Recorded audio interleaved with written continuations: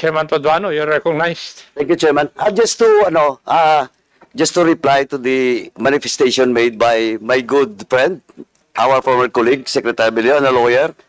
Alam mo naman po, hindi ako lawyer, no? But of course, with due respect to the manifestation made by Sec Bello, first and foremost po, the hearing that was conducted last February 4 in this committee, mas naon na po with invitation kaysa doon sa Supreme Court.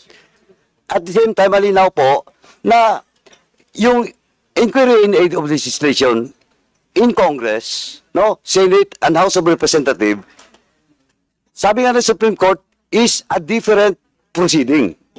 Now, kaya sabi nga doon sa Chartered Bank versus the Senate, malinaw po. As sabi doon, you cannot use courts to subvert the constitutional mandate of the House of Representatives and this committee. Kaya po ako, Mr. Chairman, ako po, I still stand with the Suprema Anti-Stificandum to be issued against those or to all those mentioned names. And one of those is the client of former Congressman and Secretary Bello. Malinaw po, they only filed. Well, in fact, you are not part of the filing of such certiorari in the Supreme Court. Iba pong abogado doon, di ba, Sec? I agree, Your Honor. I do not know. I don't disagree with your position. As a matter of fact, the filing of that petition before the Supreme Court was done by their counsel on record, Your Honor, Attorney Angeles. And the only reason why we agreed to that for them not to come over is for them not to render moot and academic that petition. So it's up for the Supreme Court to decide whether their petition for certiorari and prohibition has any legal basis, Your Honor. Chairman, can I reply? Mr. Chairman, okay. With due respect to the position of the good lawyer, my good friend, Mr. Chairman, ganito po kasi. The issue of Suprema Anti-Stificandum, if they will not be present in the next hearing, and the excuse that will be sent once again to us is not valid, they might be cited in contempt. And doon na po, sa mga letter nila, citing Section 11, Paragraph A, yun na po, they will be cited in contempt, no? Cited in contempt in violation of Paragraph A. Alam po ni Secto, kasi former congressman, lawyer pa, di ba? Absence without legal excuse in this committee po. Now, ang sinasabi ko lang po, just for the record, Mr. Chairman, malinaw po, we follow due process here. We have done due diligence. We invited them, we issue a show cause order, now we issue a subpoena Anti-Stificandum. Now, in the next hearing, they should be present. Iwasan po sana natin magkaroon ng constitutional impasse po dito. No? Kasi if we wait for the Supreme Court and we will not do our constitutional duty here, there will be a problem. Kaya po I hope my good friend, the good lawyer, Secretary Bello, will advise his client to be present in the next hearing because we will be forced to impose our constitutional mandate at the same time our internal laws of the House, Section 11 of the internal laws, which is Section for contempt po. Thank you, Your Honor. I will follow your advice, Your Honor. Thank you, Mr. Chairman. That's all. Thank you, Sec. Thank you. Thank you, my friend. Thank you, my dear boss. friend. Thank you. Mr. I'd like to follow up the question of line of questioning, if I may be allowed by the chairs. But you know, I can ask one question lang po kay Secretary. Sige. Sir, yes, Sir Kong, would you know what particular, di ba, file po sila ng petition for search warrant before the Supreme Court. Would you know, sir, kung what specific areas where they question the proceeding of this committee, why they do not want to attend? Are they questioning the legality of this proceeding? Are they questioning the mandate of this committee? Because I believe, I just want to know exactly the reason why they are using that argument in order to continue skipping the committee hearings and not honoring the invitation of this TRICOM.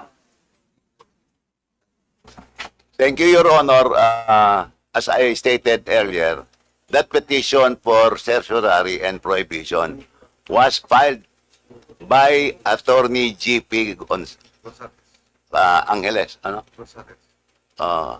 G.P. Angeles, Your Honor. And we had nothing to do with that. Yes. It just so happened that our client, Miss Christian Chu, also joined the petition.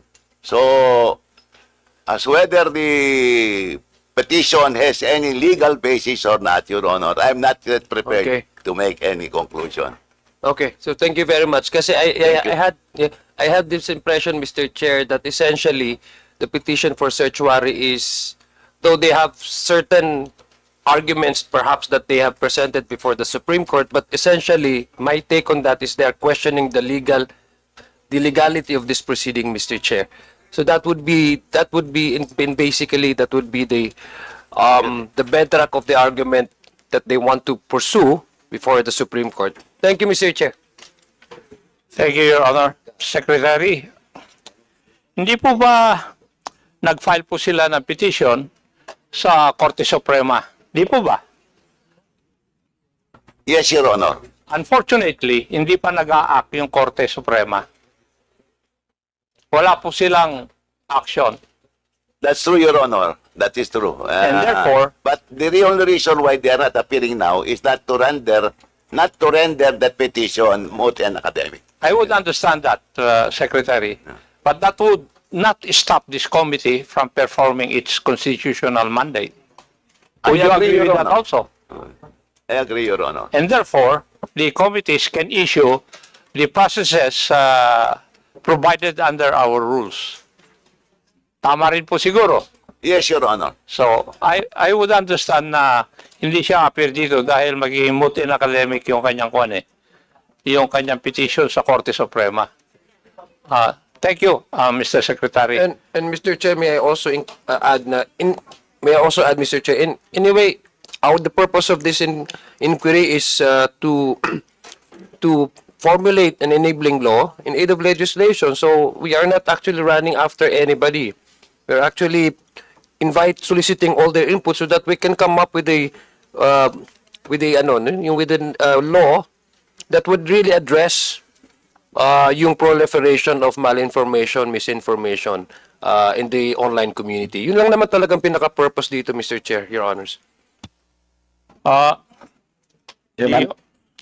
May mga admin. Yes, the Honorable Paduano for the other administrative matters. May naiwan pala, Mr. Chairman, for those all unserved show cause order coming from this committee last February for hearing. Mr. Chairman, may I respectfully move that those unserved show cause order be issued again and coordinate with the SAAS coordinate with the Philippine National Police to properly serve such show cause orders. So move, Mr. Chairman. Any second? There's a motion to reissue show cause orders to those people who have not been properly served with such. Hearing no objection, the motion is carried. COMSEC, please take note of that.